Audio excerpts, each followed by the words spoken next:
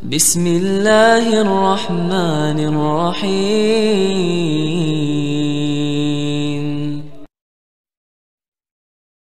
Assalamualaikum warahmatullahi wabarakatuh. Alhamdulillah wassalatu wassalamu ala Rasulillah ma ba'd. Ihwati fillahi a'dzanallahu wa iyyakum. Teman-teman yang semoga dirahmati Allah Subhanahu wa taala. Baru-baru ini teman-temannya saya menjumpai sebuah video terkait Ustadz Adi Hidayat yang ternyata Ustadz Adi Hidayat ini sudah menampakkan teman-temannya siapa sosok beliau ini. Ustadz yang sangat diidolakan oleh sebagian teman-teman kita dikarenakan retorikanya yang cukup bagus di saat beliau berceramah. Ternyata teman-temannya Ustadz Adi Hidayat ini tidak ada wala dan baroknya kepada orang-orang kufar. Di sini saya menemukan sebuah video Ustadz Adi Hidayat sedang berbincang-bincang dengan mahasiswa non-muslim. Jadi di dalam video tersebut teman-temannya Ustadz Adi Hidayat seakan-akan membenarkan agama orang kafir tersebut.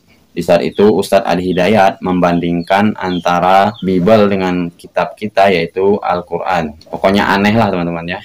Masa sosok Ustadz Adi Hidayat yang ilmunya sangat luas pasti paham lah tentang wala dan barok tersebut. Namun anehnya Ustadz Adi Hidayat malah melakukan hal seperti ini. Coba kita langsung simak video teman-teman ya. Yohanes 3 ayat 16, beginilah bunyi firman Tuhan. Karena begitu besar kasih Allah akan dunia ini, maka ia mengaruniakan anaknya yang tunggal, supaya orang yang percaya kepadanya tidak binasa, melainkan beroleh hidup yang kekal. Amin. Baik, terima kasih. Nah, yang orang Islam tahu nggak ayat Quran terkait dengan Isa atau Yesus Kristus? Quran surah 19 suratnya Maryam di ayat ke-31. Siapa yang hafal? 5 juta. Tidak, siapa yang hafal? Qala inni abdullahi ataniyal kitaba waja'alani mubarakan ainama wa awsani bis-shalah. Tuhan telah mengutus aku untuk menjadi penyebar risalah yang terbaik dan membawa berkah kepada siapapun yang aku ajarkan. Mirip ya? Oke, John, terakhir. Matius 7 ayat 7, ini firman Tuhan. Mintalah maka kamu akan diberikan, carilah maka kamu akan mendapatkan, ketoklah pintu maka akan dibukakan bagimu. Baik, ulangi sekali lagi pelan-pelan. Matius 7 ayat 7, mintalah maka akan diberikan kepadamu, carilah maka kamu akan mendapatkan, ketoklah maka pintu akan dibukakan bagimu. Baik, kira-kira tahu nggak di Quran ada yang ayat mirip seperti ini?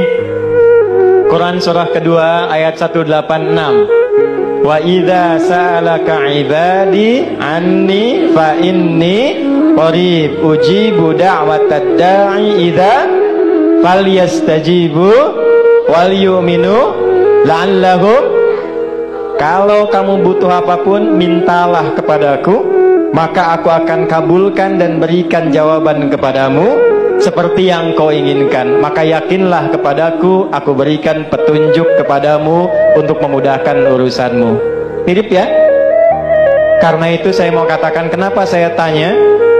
Saya ingin tegaskan dari Umri, kita ingin memberikan inspirasi toleransi beragama yang tinggi, bahwa perbedaan keyakinan itu tidak menghalangi kita untuk semangat belajar, membangun hubungan baik, dan bekerja sama untuk mensukseskan kampus kita demi negeri kita dan demi kesatuan negara Republik Indonesia yang kita cintai. Sepakat?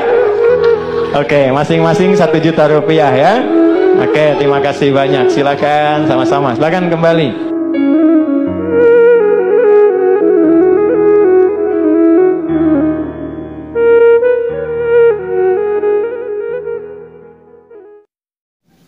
Jadi melihat video tadi teman-teman ya, terlihat Ustadz Adi Hidayat seakan-akan membenarkan kitab Bible-nya orang-orang Nasrani.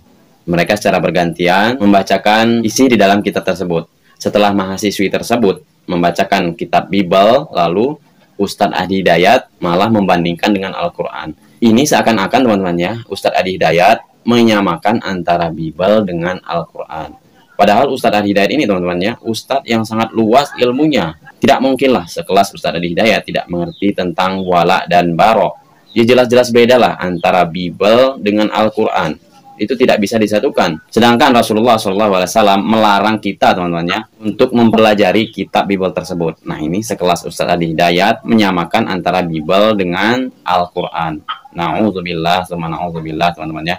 Dari sini saja, teman-teman ya, sudah terlihat siapa sosok Ustadz Adi Hidayat ini. Demi sebuah ketenaran, beliau rela melakukan apa saja, yang penting beliau ini bisa terkenal. Sampai-sampai kitab Bible saja itu disamakan dengan kitab kita Al-Quran. Na'udzubillah.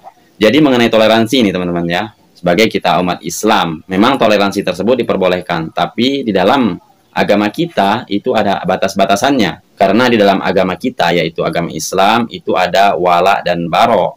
Jadi tidak boleh, teman-teman ya, kita menyandingkan kitab mereka dengan kitab kita umat muslim, apalagi sampai bergantian seperti itu. Seperti yang kita simak tadi di saat Ustadz Adi Hidayat bergantian membacakan isi kitab Bible dan kitab Al-Quran. Jadi bagaimana, teman-teman ya, toleransi yang sebenarnya yang diperbolehkan di dalam agama Islam ini? Coba mari kita simak penjelasan dari Ustadz Firanda Anirja bagaimana toleransi yang diperbolehkan. Ini dia videonya. Rasulullah SAW tatkala masuk pertama kali di kota Madinah, Rasulullah SAW mendapati kondisi umat yang pluralis, majmu', heterogen. Ada orang-orang musyrikin, kaum penduduk kota Madinah yang belum masuk Islam, suku Aus dan Khazraj yang belum masuk Islam, dan ada komunitas kaum muslimin yaitu kaum Ansar, dan ada komunitas orang-orang Yahudi ya, yang terdiri atas 3 suku besar ya, yang tinggal di kota Madinah. Maka Nabi SAW kemudian membuat perjanjian di antara mereka. Dan dalam perjanjian tersebut Nabi SAW membenarkan orang Yahudi untuk beribadah, tidak dipaksa untuk masuk Islam. Ini bisa kita terapkan juga di kondisi seperti negara kita yang juga majemuk, anggotanya adalah heterogen. Ya. Maka masing-masing silakan menjalankan ibadahnya masing-masing. Kita toleransi dari sisi kita biarkan mereka beribadah, jangan ganggu. Kalau mereka sedang merayakan acara perayaan mereka, kita biarkan, jangan kita ganggu.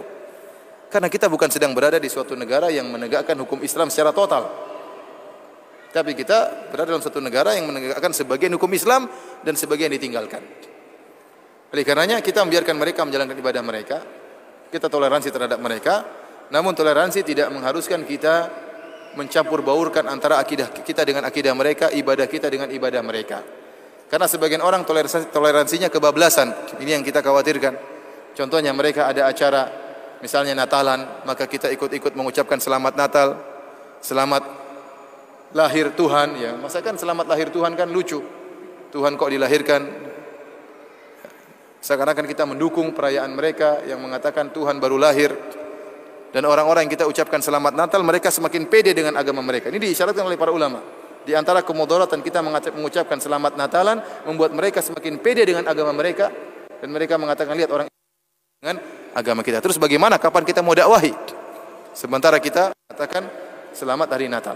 Kita mengatakan di antara bentuk toleransi, silakan mereka mengadakan acara Natalan, itu hak mereka. Lakum dinukum waliyadin, dan kita toleransi, jangan kita ganggu. Silakan mereka melakukan acara tersebut selama mereka tidak ganggu kita, kita tidak boleh mengganggu mereka. Allah Subhanahu wa taala berfirman, la yanhakumullah 'anil ladzina lam yuqatilukum fid din wa lam yukhrijukum min diyarikum an tabarruhum wa tuqsitu ilaihim innallaha yuhibbul muqsitin. Sungguhnya Allah Subhanahu wa taala tidak melarang kalian untuk berbuat baik dan untuk berbuat adil kepada orang-orang yang tidak memerangi kalian dan tidak mengusir kalian dari negeri kalian. Sungguhnya Allah Subhanahu wa taala mencintai orang-orang yang berbuat adil. Maka toleransi kita jalankan di tanah air kita, namun jangan sampai kebablasan. Sekarang kita lihat sebagian orang kemudian masuk di gereja, kemudian ikut nyanyi-nyanyi dengan nyanyian gereja. Enggak perlu, toleransi enggak perlu seperti itu. Toleransi tidak harus seperti itu. Terus kapan mereka akan tahu bahwasanya mereka bersalah? Padahal mereka orang-orang Nasara atau orang-orang Kristen, mereka juga harus kita perhatikan bagaimana kita mendakwahi mereka. Nabi SAW dahulu mengutus para dai untuk mendakwahi mereka. Sekarang misalnya ada istilahnya ada kristenisasi, kita juga harus membuat islamisasi. Bagaimana caranya kita datang kepada mereka, kita kasih syubhat. Bagaimana mereka biar bingung dengan agama mereka, karena agama mereka dibangun di atas kebatilan. Yang Allah sebutkan di antara sifat-sifat orang Nasara, ad-dhalin, orang-orang yang sesat. Kenapa? Karena agama mereka tidak dibangun di atas hal yang kuat, tetapi hayalan yang tidak masuk akal. Cerita tentang Yesus disalib, kemudian Allah jadi anak Tuhan atau bagaimana, kemudian ini semua tidak masuk akal. Mereka sebenarnya punya hak untuk kita dakwahi. Namun kalau kita mengucapkan selamat Natal, bagaimana cara kita mendakwahi mereka? Silakan bertoleransi, tetapi ada batasannya. Maksud saya, toleransi itu harus kita jalankan, namun jangan kebablasan. Jangan kebablasan sampai ikut-ikut acara mereka, tidak perlu. Mereka pun mengerti. Kita punya prinsip-prinsip yang harus kita pegang. Tetap ramah kepada mereka, ya. Tetap ramah kepada mereka, berbuat baik kepada mereka, dan jangan berbuat jahat kepada mereka, ya. Namun tidak berlebihan dalam toleransi. Semoga saja kita terhindar dari perbuatan-perbuatan seperti ini, apalagi sampai kita toleransi yang kebablasan. Kalau saya mengatakan teman-temannya, apa yang kita lihat di video Ustadz Adire tersebut itu hampir-hampir mirip dengan videonya Imam Besar Masjid Istiqlal, yaitu Bapak Nasaruddin Umar. Na'udzubillah, summa na'udzubillah. Semoga bermanfaat. Sallallahu ala Nabi Muhammad. Subhanakallahumma bihamdika. Asyhadu an la ilaha illa anta astaghfiruka wa atubu ilaik. Assalamualaikum warahmatullahi wabarakatuh.